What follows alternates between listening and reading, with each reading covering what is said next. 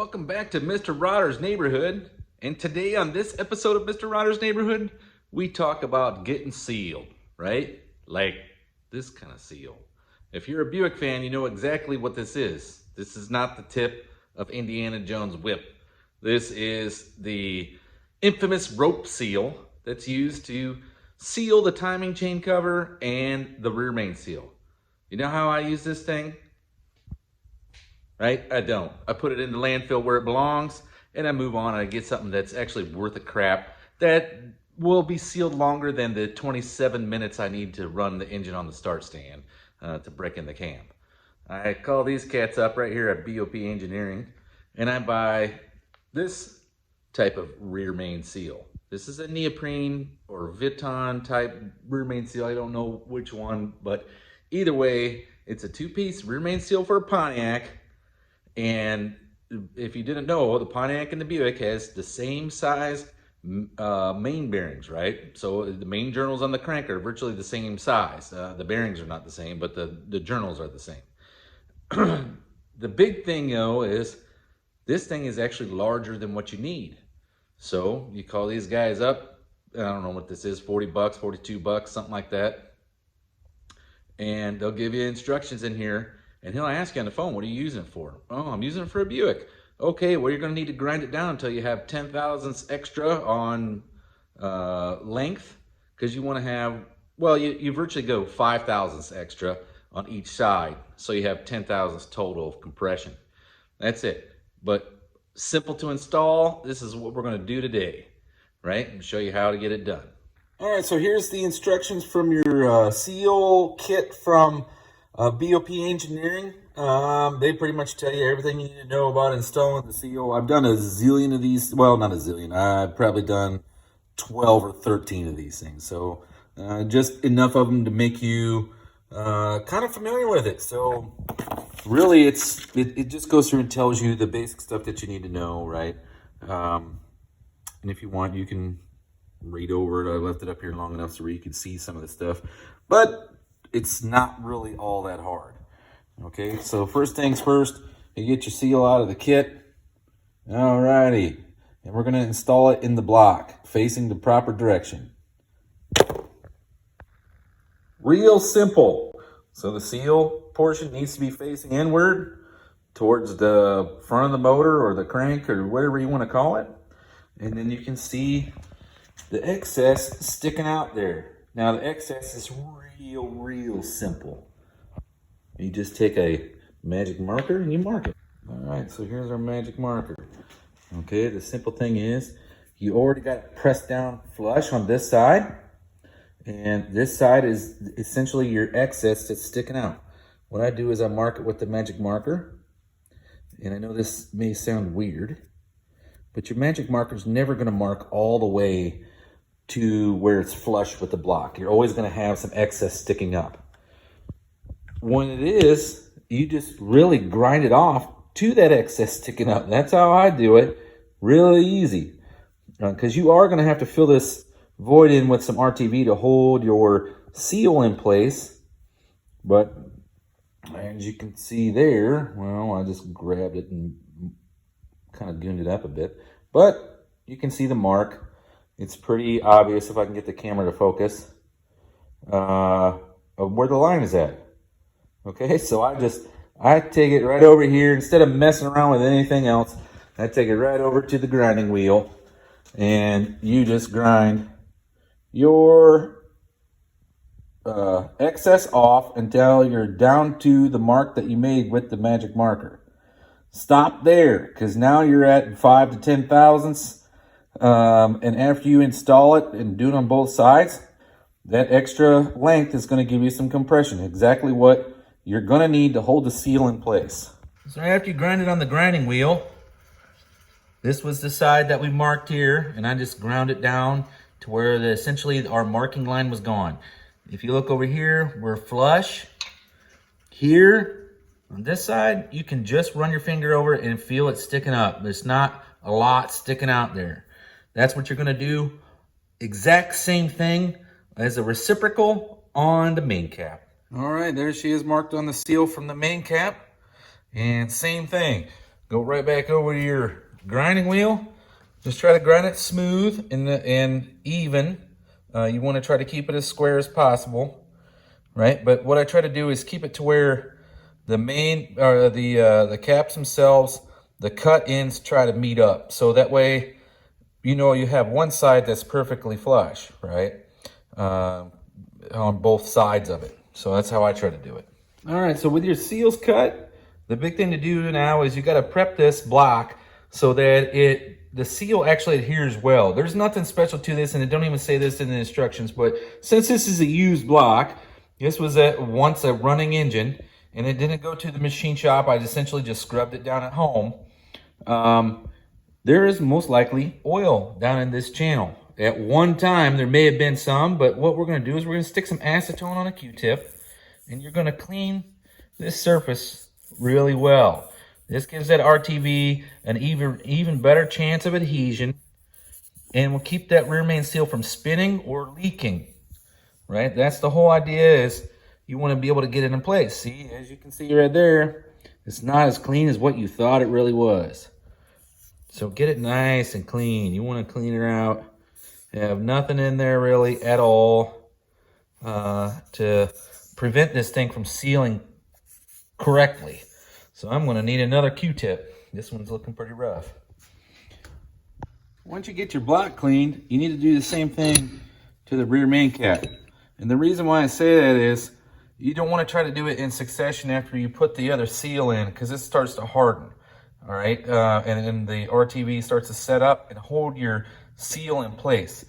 What you're going to try to do is when you get this seal installed, you're going to have, it's going to be offset, okay? And some people are already familiar with this. This is what Chevrolet people must deal with on a daily basis. But it's going to be offset so that your parting lines of your cap don't line up with the parting lines of your seal, allowing a place for it to leak. The best thing to do is offset your cap like this, and then you put a dab of RTV here and a dab of RTV there, and then when they mate together, they seal up pretty good. And with the compression that you already have built into this seal, it's going to hold it all in place without spinning. But to do that, you need to have a good, really good clean surface for that RTV to adhere to. So I'm going to clean the main cap here with some acetone and Q-tips. So give me 5.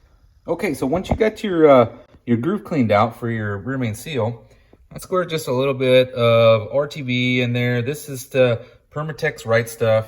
I noticed it actually adheres a lot better than most of the other things. But this is about all you need. There's probably too much to hold that seal in place. But what I do is I put that little dab in there, that small bead. It's not even halfway across the cap. And then use a Q-tip. And what you do is you smooth it out throughout the channel. The least amount you can use, the better, but you also need it holding the seal in place. You just don't want it, when you're done, gooing out all over the place, especially in there that could get back in the pan or in the pickup or anything like that. So just when you get it, the RTV in there and your seal put into place, you should be able to see how much excess you're going to have. So try to take off as much excess as possible, but it's not absolutely necessary. It won't impact the seal from working unless you got way too much in there. Okay, if you can see in there, I got my RTV into place, and all I'm going to do is put the seal in now. So I'll show you when I get it done, and then we'll put a little bit dab of RTV on either side of the cap, and then we'll be almost ready to go. So here's our seal on the cap. As you can see, there's no RTV on the edge, like I had told you. I normally do it over here on the block, right? So I always put a little bit around the edge, so it forces, if there's any oil that gets splashed back, it forces it to go through the seal, and it will seal up these parting lines in the cap very well. Okay, now I probably got a little bit too much right there. But now we're gonna go ahead, we'll add some lube to all of our bearings, drop the crank back in place, and start with the, get the caps installed. So if you follow the instructions on putting this rear main seal in, you'll see that they tell you to lubricate the seal itself with some motor oil. I don't like using motor oil because you just put fresh RTV in there, right? And the reason you're putting oil in there is when you first start it up, there's nothing on that seal. So that seal can get hot and bind and then move it around and ruin everything you just did. So what I do is I take some good old-fashioned oil pump priming grease, otherwise known as Vaseline, and I just slide a little bit on the seal, on the lip of the seal. Okay? And all that's going to do is lubricate this thing on startup until oil gets splashed around within the engine and lubricates that seal properly. All right. So this Vaseline will work very well for that. Plus, it won't break down and leak all over your RTV without it having a chance to set up yet. So same thing on your main cap. Don't forget your oil seal on your main cap. So on a Buick, I already got my caps on here, and things are a little bit different here than they are anywhere else. You never want to tighten down the cap with these bolts, okay? I usually just drop the cap on there in place. You run the bolts down by hand until they pretty much stop. They'll bind, and it's nowhere near even being seated. It's like 1/4 of an inch high, okay?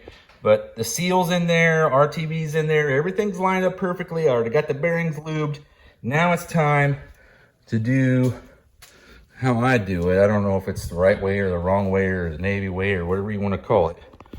But I essentially just take a hammer handle like this, and it's rubberized, right?